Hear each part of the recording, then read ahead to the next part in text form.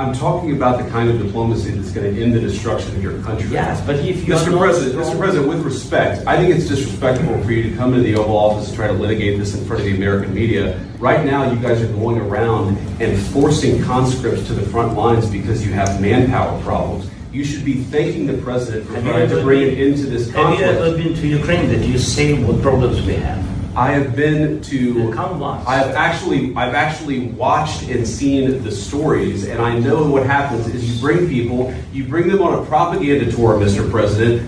Do you disagree that you've had problems bringing people in your military? And do you think that it's respectful to come to the Oval Office of the United States of America and attack the administration that is trying to prevent the destruction of your country? A lot of questions. Let's start from the beginning. Sure. First of all, during the war, everybody has problems. Even you, but you have nice ocean and don't feel now, but you will feel it in the future. God bless. You don't know that. God bless. You don't God know. bless. You will not have a war. Don't tell us what we're going to feel.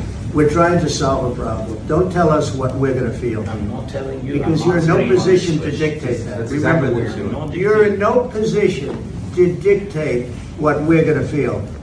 We're going to feel very good. We're going to feel very good and very strong. You're right now not in a very good position. You've allowed yourself to be in a very bad position, and he happens to be right about it. From the very beginning of the war. You're not in a good position. You don't have the cards right now. With us, you start having cards. But right now, you don't. Yeah, you're playing cards.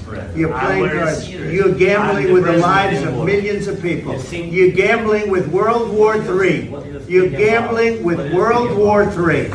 And what you're doing is very disrespectful to the country, this country, that's back to you. Far more than a lot of people said they should have. Have you said thank you once? This entire meeting? No, in this entire meeting, you said thank you. You went to Pennsylvania and campaigned for the opposition in October. Offer some words of appreciation for the United States of America and the president who's trying to save your country. Please, you think that if you will speak very loudly about the war, he's not speaking loudly. He's not speaking loudly. Your country is in big trouble. Wait a minute. No. You've done a lot of talking. Your country is in big trouble. I know. You're not winning. You're not winning this.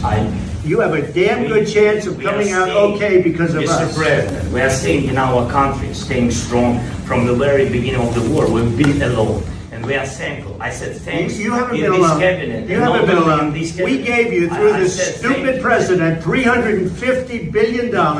We gave you military equipment, and your men are brave, but they had to use our military. If you didn't have our